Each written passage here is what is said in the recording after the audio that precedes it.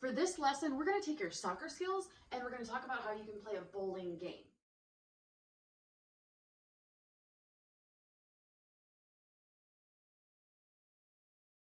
In soccer, you always have a captain who is technically the leader. He can be a midfielder, a forward, or a defender, even a goalie, okay? It just depends for the team.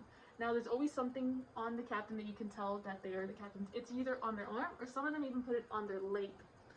Now, if the coach decides to switch or sub out the captain, there always is a captain during the game. So the captain would just take off his, his bandana or whatever he's wearing at the moment and gives it to another player that the coach has assigned. Now, for halftime, you get 15 minutes. After your halftime is over, if you were playing, let's say, on the left side here, this is my left, okay? It might not be your left, but this is my left. Then you switch to your right side field. So after halftime, you always switch where you're kicking the ball to.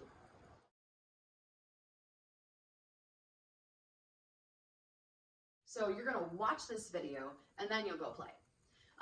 What you have in bowling is you have 10 items that are set up like this. We're going to go with 10 items that it's okay for you to knock over.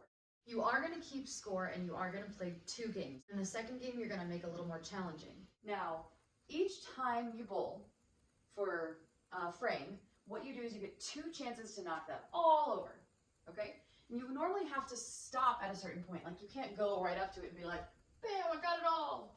So what you're going to do is maybe create a spot where you're going to start from every time.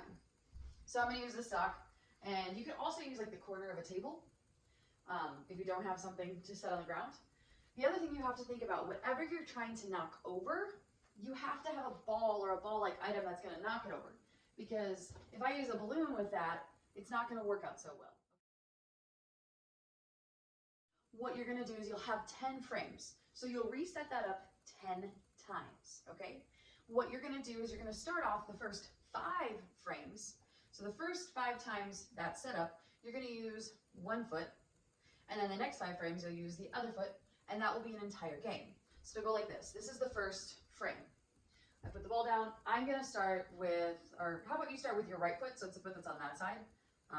This is my left, but I'll use it too. So then I'm going to just try to get to the ball, over to my targets over there, and try to knock them down. I'm also going to keep the ball on the ground. We're not getting it in the air, okay? And I didn't get anything, so that'd be like a gutter ball if you're bowling. Again, I'm using my left foot, which I'm not as good at, but we'll see. I'm also going to not use my hands to bring the ball back, if I don't have to, because you want to get used to using your feet when you're playing soccer. There we go. That was better. I'm going to count that as 1. You may want to set up close to something that's going to stop your ball from going any further. So for me, I have a wall on the other side.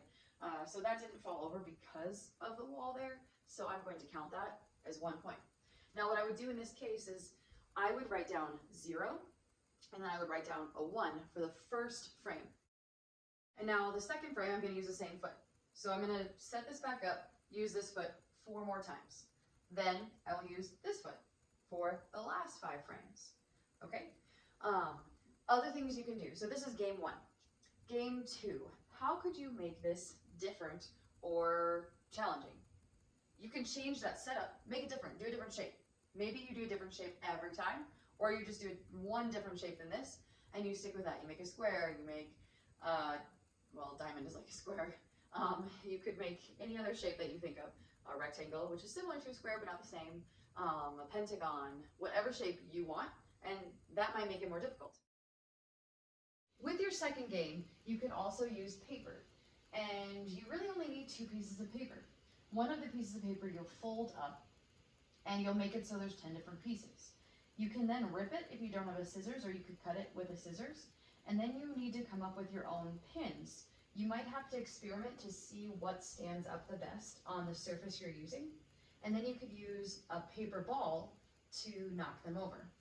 Now, if you have like air moving in your space, it might just fall over on its own, so you may have to move to a new space. You could put a barrier or something in front of your items, and then you could try to kick it over, and I'm not going to do it in the house, over and get them. And you could do this with the paper as well.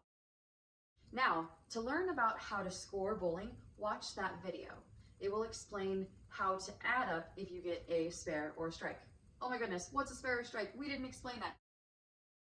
A spare is when you get 2 chances, and the first time you knock down that many items, and the second time, let's say the ball is kicked, and it comes down, and it knocks down the rest of the items, just like that, okay? That's a spare.